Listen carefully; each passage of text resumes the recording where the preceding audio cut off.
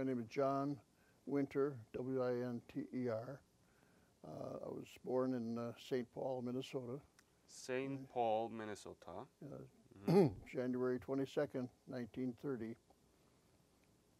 I attended grade school, high school, and the first 3 years of college in St. Paul. What high school? The name of the high The school? name of the high school was Humboldt High School, Could you spell it? spelled H-U-M-B-O-L-D-T.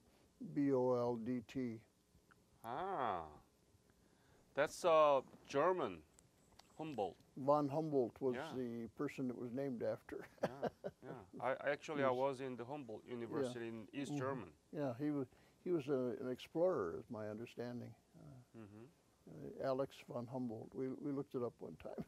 Does Winter have any ethnic origin name? Any what?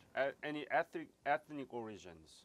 The Winter, the last name. Well, it goes back a long way, and it's actually Holland Dutch. Dutch.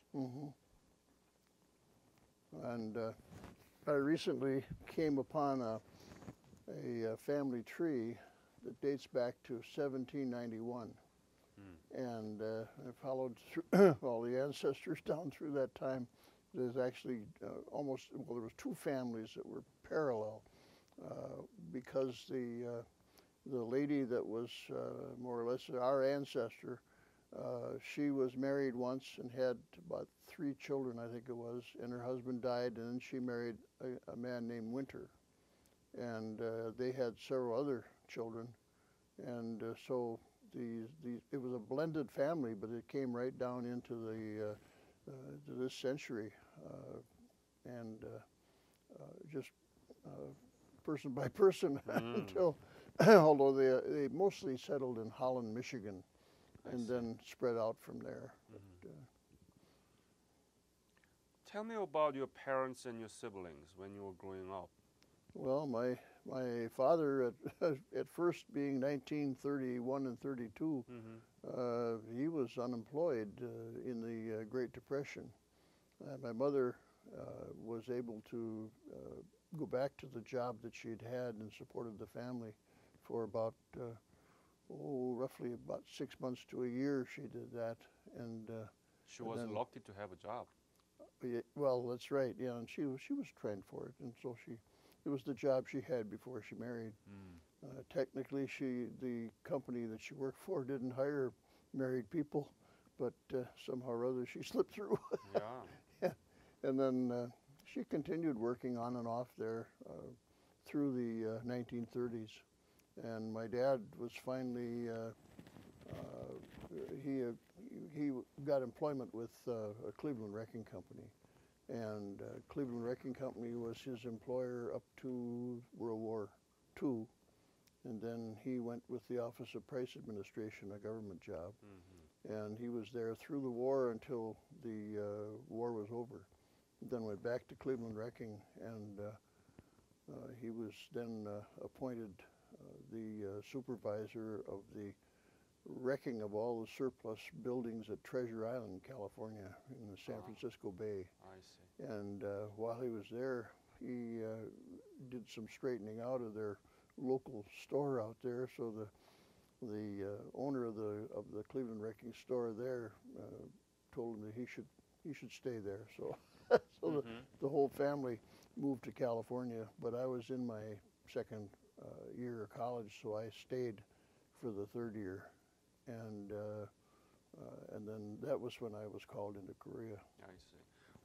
How about siblings? I have 2 brothers and a sister. My sister is about a year and a half younger than I am. My brother, they're both younger brothers, and So you were the eldest. I was the oldest one.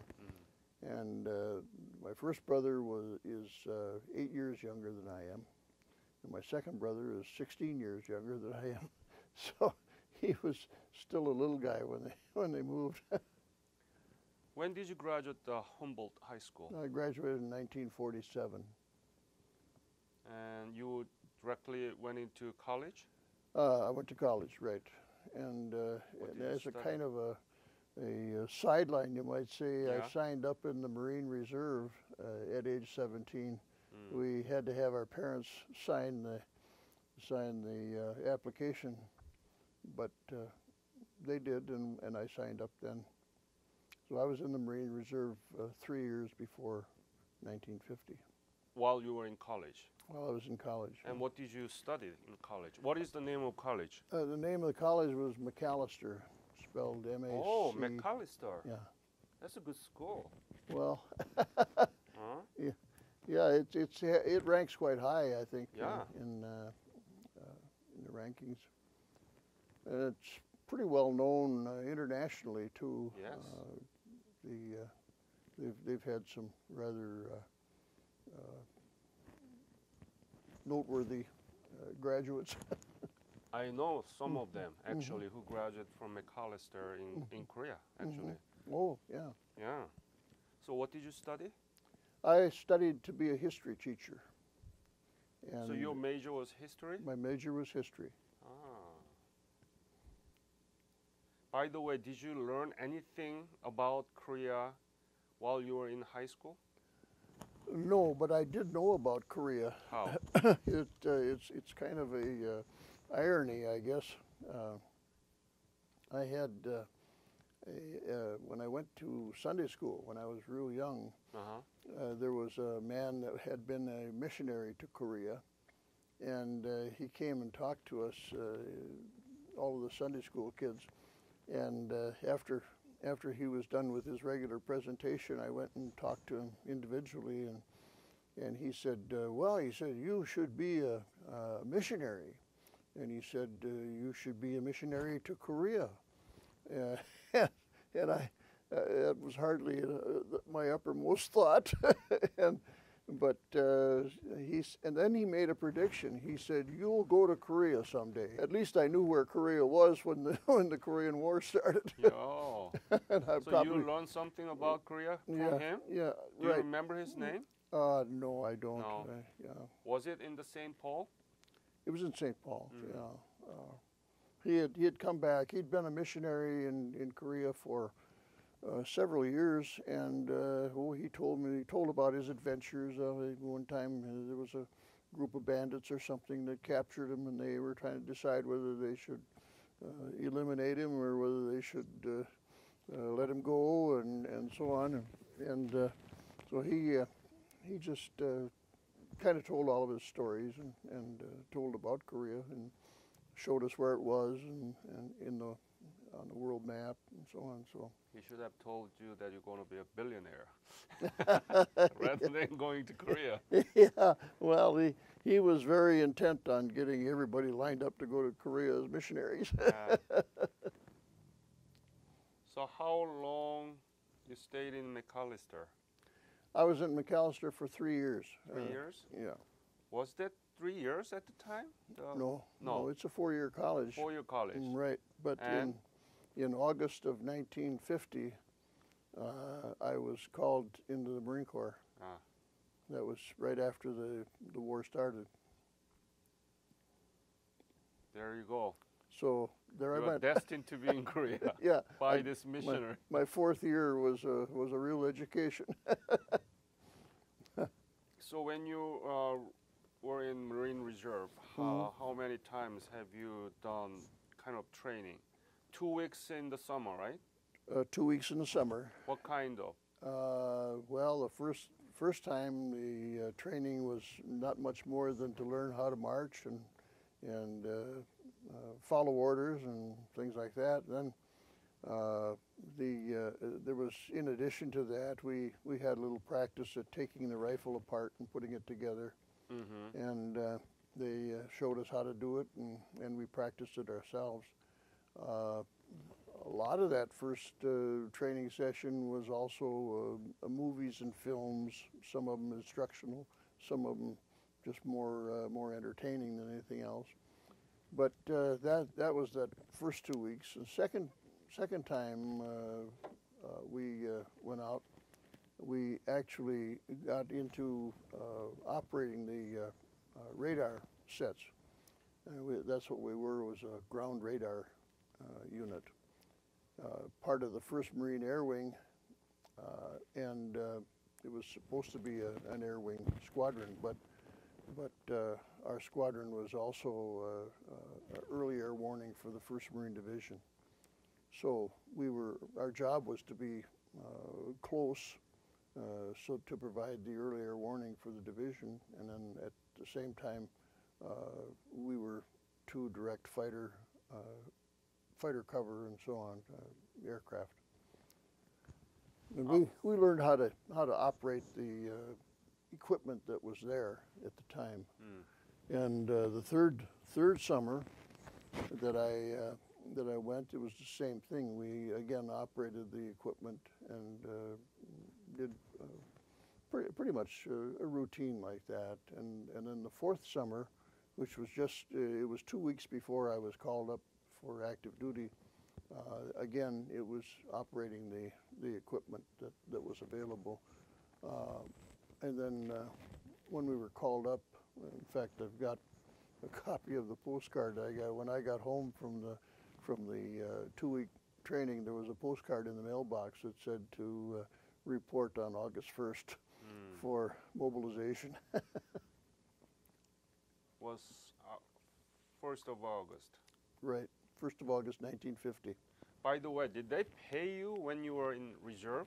Yes, we were paid the equivalent of 4 days a month for the meetings that we attended. So how much did you get? I think I got $5 a day. So let's see, it wasn't that much. Well, pretty close though. So $20 a month, every month? It was. No, it wouldn't have been 20. The base pay, I think, for a private then was around 75 or something like that. And so if you divided that by days, it'd probably be about maybe $6 for each time we went out there. And we'd probably get maybe $18 or $20 every 3 months. Every 3 months? Mm-hmm. Yeah, we'd get the check in the mail. What could $1 buy at the time? Oh, gasoline was maybe about 20 cents a gallon. That's probably the best measurement. The loaf of bread was sometimes 2 for 25. And when I worked in a grocery store part-time, and a roll of toilet paper now it's $1 for a roll of 4. Then it was 5 cents, but every once in a while they'd have a special on it. It was 3 cents a roll. So it wasn't too bad, right? No, it wasn't bad. Right. When you were called on the 1st of August, 1950, did you get any more additional military training? No. On the 1st of August, I reported in, and we were issued rifles and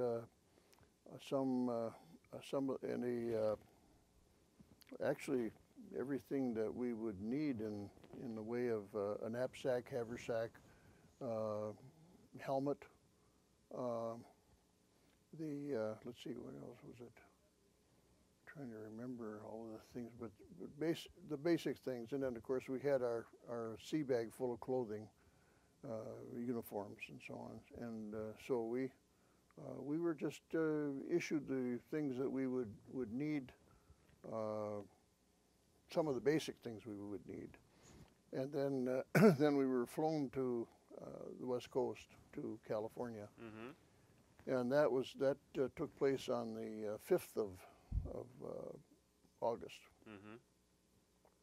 And then once in California, we were assigned to what they called a casual company, and there was about 400 or 500 reservists that had been called in from all over the country, and we were then issued.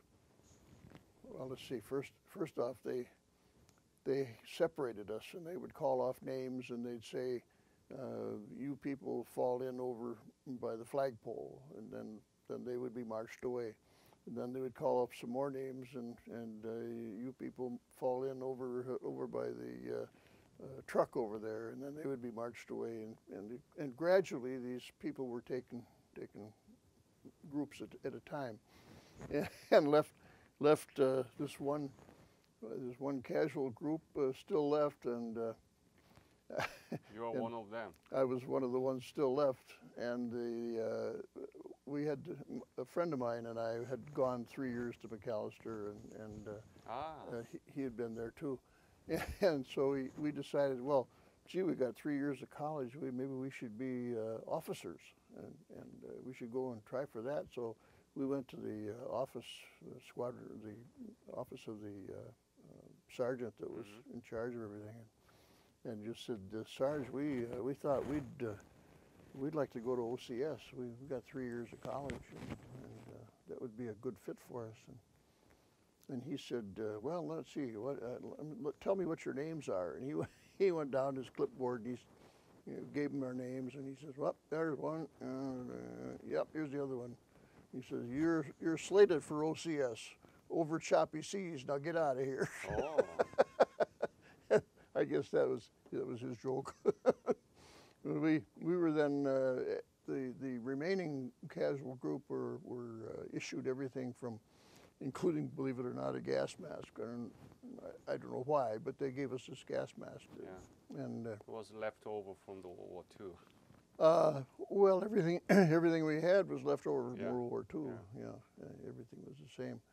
And then we a couple of days after that, with all of our stuff packed up, we boarded a train, and the train took us from El Toro Air Base, the Marine Air Base, to San Diego. The train stopped inside the fence next to the ship, and we climbed on the ship, USNS William Weigel.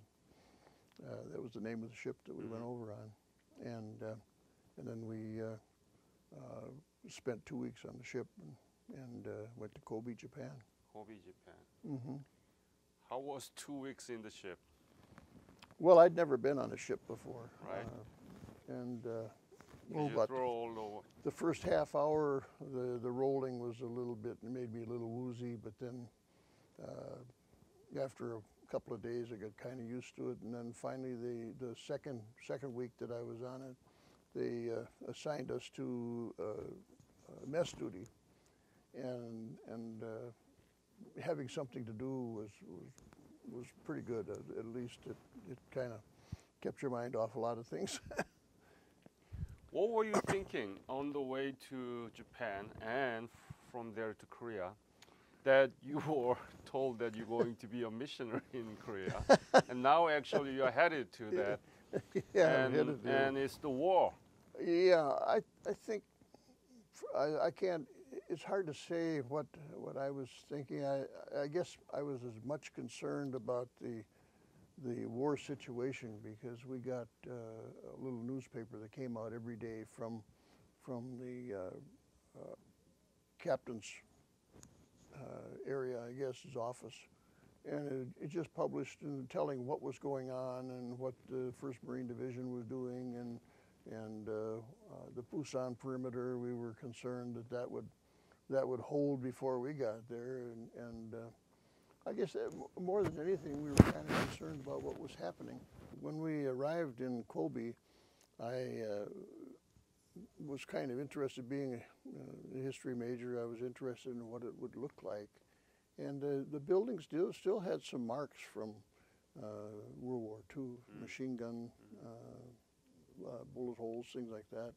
And there were some in the outlying areas. There were some buildings that were still kind of crumpled. But all in all, Japan made a fairly fast recovery, I would think. When did you leave for Korea? Well, then a part of our job was loading ship, and we left for Korea on the 10th of September. And that was my second ship ride. So you belong to 1st Marine? It was Marine Ground Control Intercept Squadron 1. What is the division? What this It was actually squadron the belongs to? first Marine Air Wing is the First First Marine Air Wing. Air Wing. Mm-hmm. Ah. Now, and that made us somewhat of an unusual situation because every time we would move with the First Marine Division.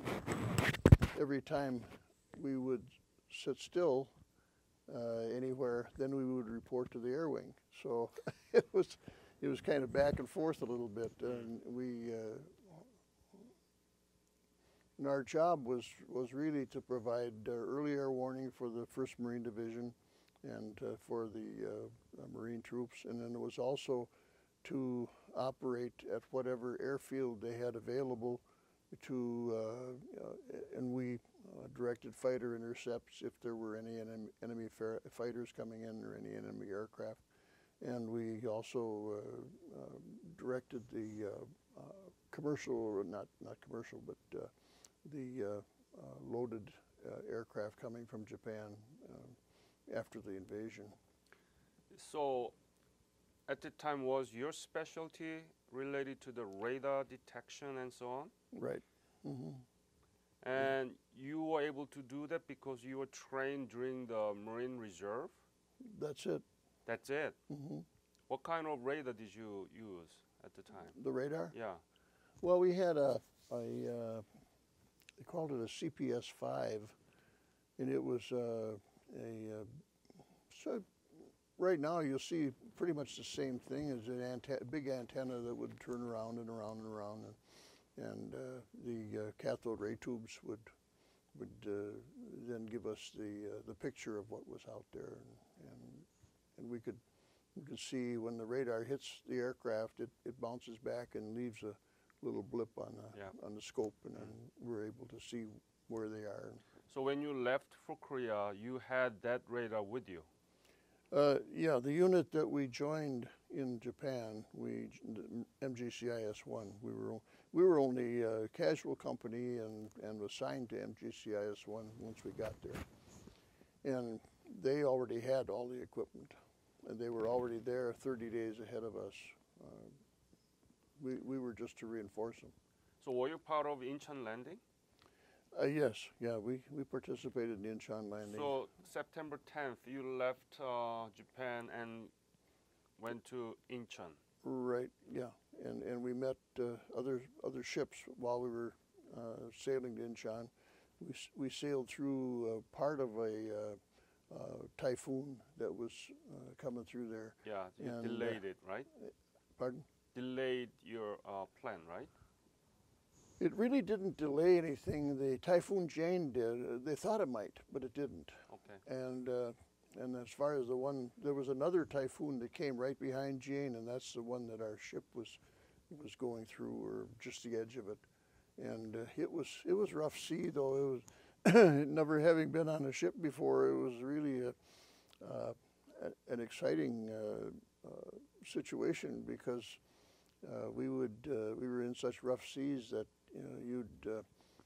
the ship would go down, the prow would go down, and the back end, the fantail would go way up in the air. So you could be standing on the fantail, look around, you couldn't see anything in any direction except air. And the next minute, the prow would go up and the fantail would go down, and you'd be standing on the fantail and you'd see a mountain of water that was almost as high as the ship behind you. I assume or guess that because you were in the radar team, that you were not the first soldiers that landed in Incheon, right? No. No. Our designation was to the landing plus 2 days.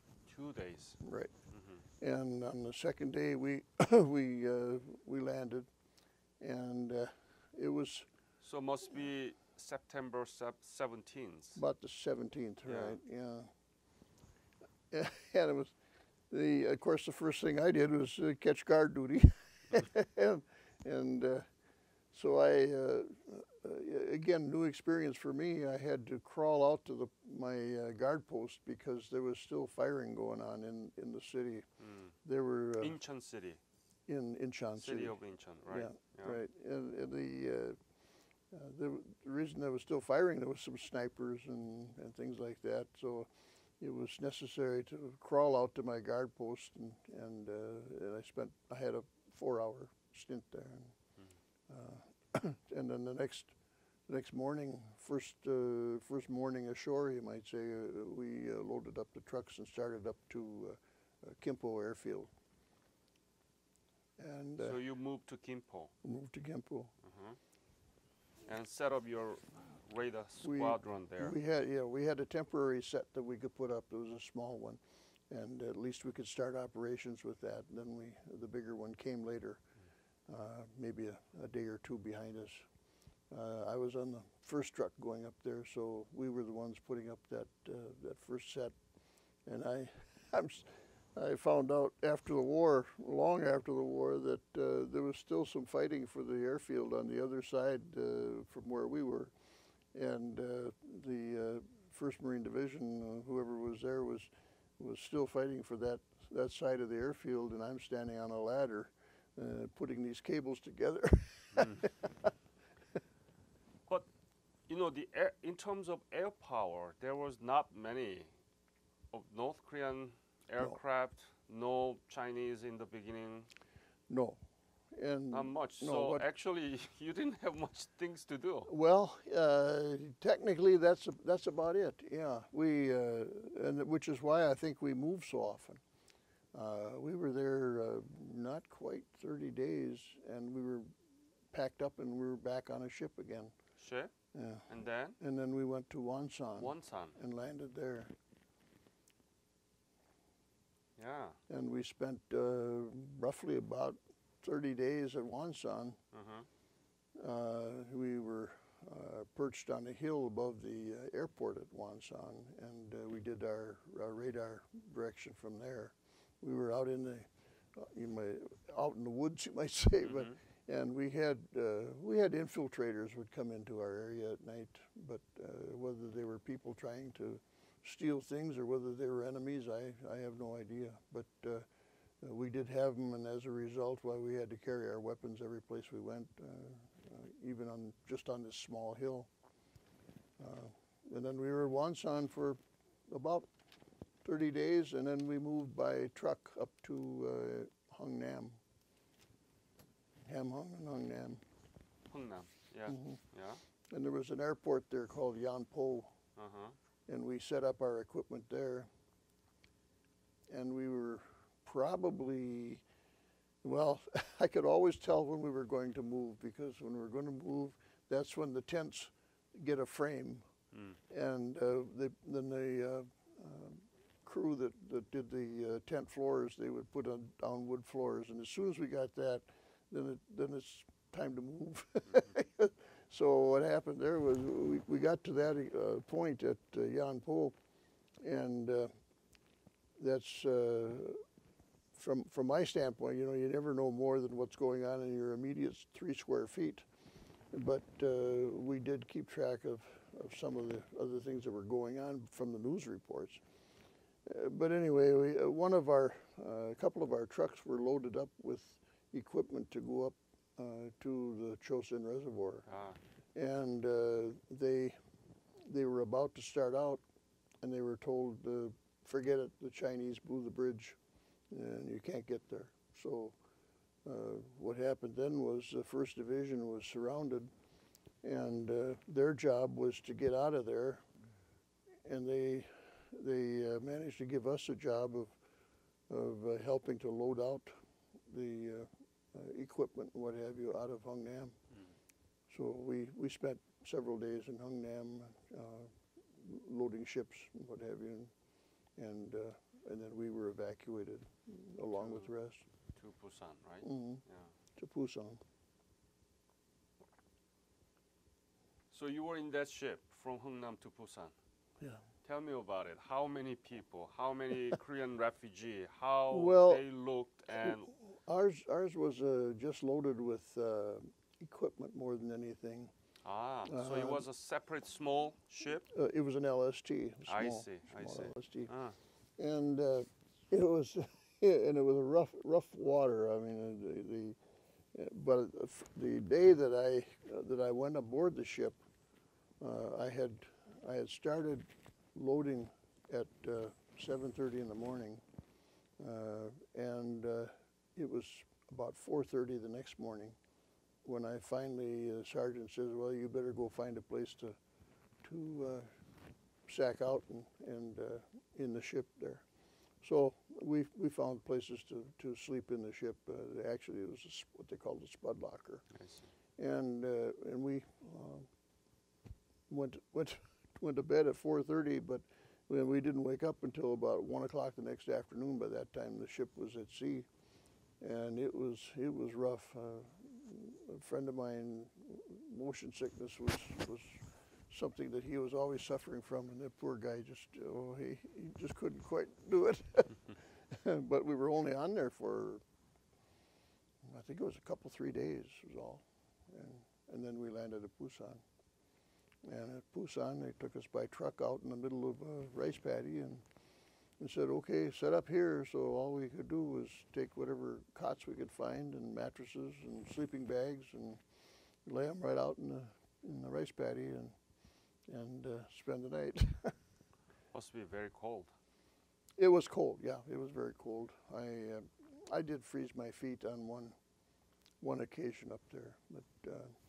Do you still have a frostbite? Do I what? Frostbite.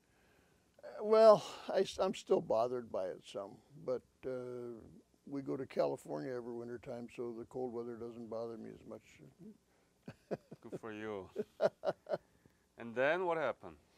Well, then we were at Pusan, and we were then moved up to a hill right over Pusan called Mount Changsan. We were there for about 6 months. I always kind of felt that they didn't know quite what to do with us, because the 1st Marine Division was engaged in strictly trench warfare by that time. And, but that was in the front line. You were around the Pusan area, right? We were in the Pusan area. What yeah. was your main mission? The main mission then, we had two. One was early air warning. That's always been our mission. The other one is we had some airplanes that were damaged and coming back to K9, which was the airport at Pusan, and K1 was the other one that was at Mason. Mm-hmm. And if they were coming back there and needed help, I can recall one time we had a fellow coming back, and he had a B-26, and the front end of his airplane had been shot away, and his bombardier was gone, and he was looking for help, and we steered him back and got him into a position where he could land at K9. Changsan is right around the shore. Yeah. Beach, right? Haeundae. It's high. I think it's the highest mountain there. Yeah, but it's not that high. No, it's about 3,700 feet.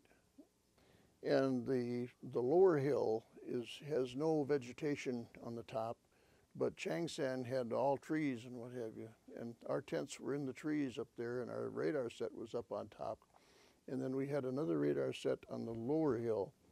And the radar set on on the lower hill, well, you know what happens when you're behind the lines and nothing happens for a long time. You get kind of complacent, and we were down to where we had one guard on that hill patrolling, and he's more of a fire watch than anything else. And then guerrillas hit, and they fired a burp gun through the supply tent that was there, killed one of our people, and then they attacked the radar set that was down there, but the guys were able to keep them from getting in, and then they melted away. And the next night, there was a intelligence that came to us that said that there was a group coming up, headed up toward our way, and that was back when they had the North Korean guerrillas were marauding all over the place. That night we went down, and I was part of the contingent that went down to the lower hill, and we kind of circle on the top of the lower hill. And then on the upper hill, there was another guard. We were made into guard companies, and there was a guard company up there.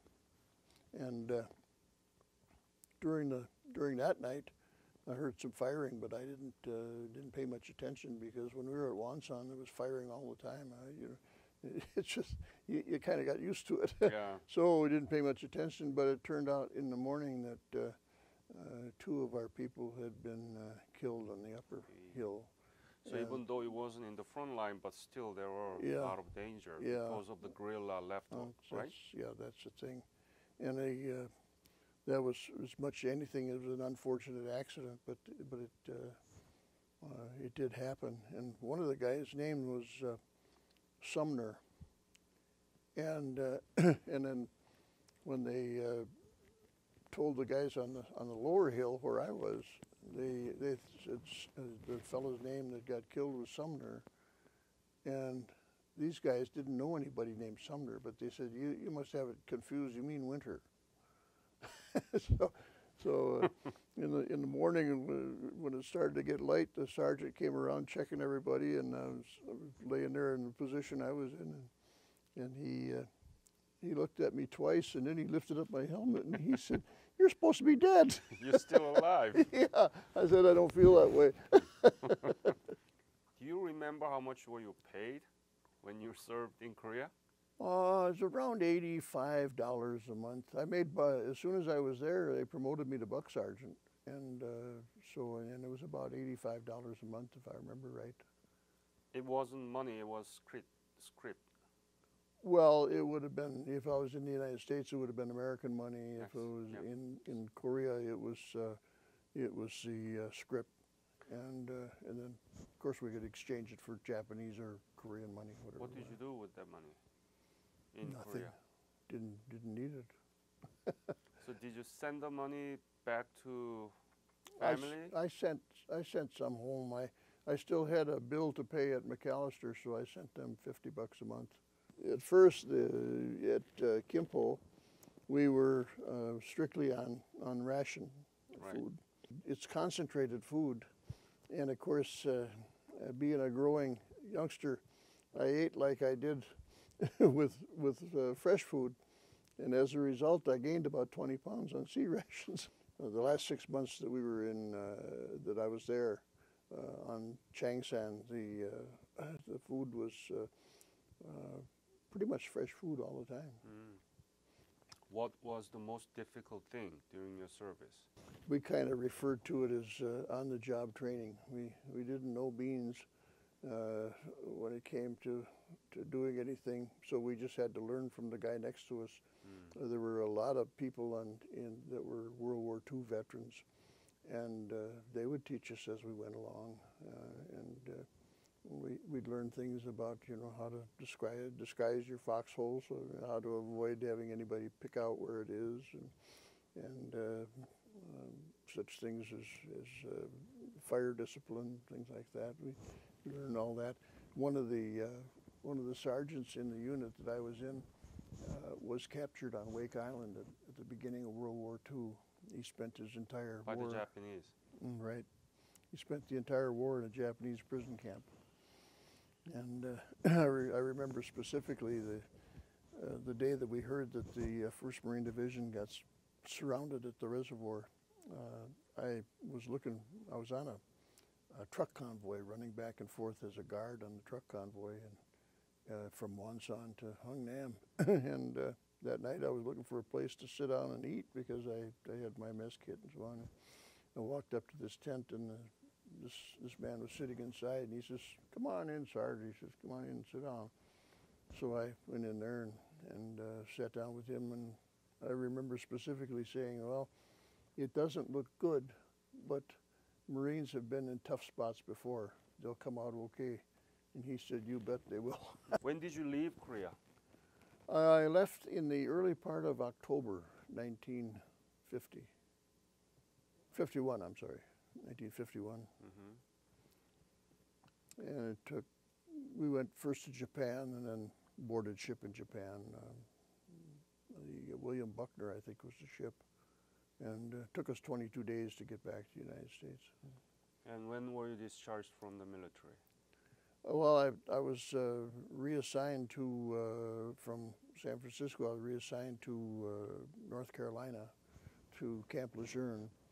And I was there then through, I was assigned there December, January, and about the middle of February, there came an Almar releasing all Marines that had been called to active duty in 1950, and releasing us to the reserve station again.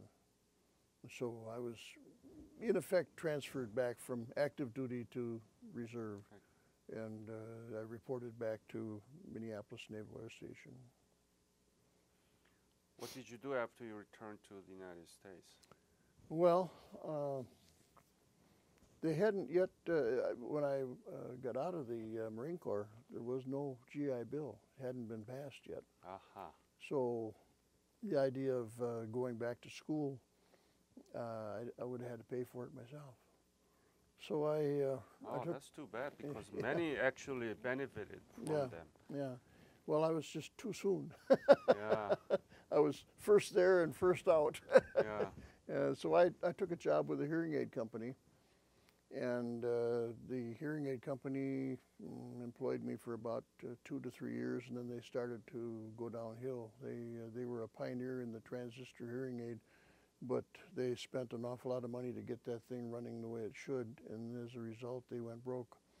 When I left there, then it was a question of what do you do next? So I talked to some people that probably had more wisdom than I had, and one of them said, get a job in sales, because in sales you can write your own ticket, you can earn your own money, and nobody will have any control over whether you are working or not working. You should So- have talked to your missionary. What is my next destiny? Yeah. Well, then I went to work for an insurance company as an agent, and I spent 2-3 years there, and then I I left that company and started my own agency. And Your own insurance agency. right, and then I had my own insurance agency until I retired. Since you are very few who actually had a college education before you went to Korea, and especially with the history major, what do you see? What is the importance of the Korean War? What is the Korean War in your personal knowledge and perspective, and as well as in American history? What is it? I think the one thing, of course, it's lost now in the history books. For some reason, the Korean War is not made much mention of. The history books are really deficient in that area, the ones that the kids are studying now. What we were up against, we had a monolithic communist society in Russia that was bent on literally absorbing the world. And when the Korean War started, even though there probably were mistakes that led up to it and mistakes that caused it, it was still probably the best thing that ever happened was standing up to the Russians, standing up to the communist horde or menace or whatever you want to call it, and bringing them to a standstill. And I think that was, in reality, as looking back, the Korean War was the beginning of the end for the communist world.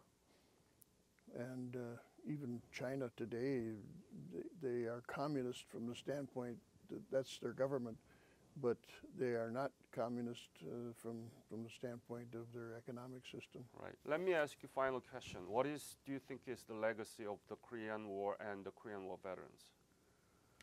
Well, the Korean War veterans, I think, are probably a group that should be given a good deal more recognition than they got. Many of them were World War II veterans as well as Korea, and they went willingly, even after having spent 2, 3, 4 years in World War II. They went willingly to Korea to fight it because Uncle Sam needed them.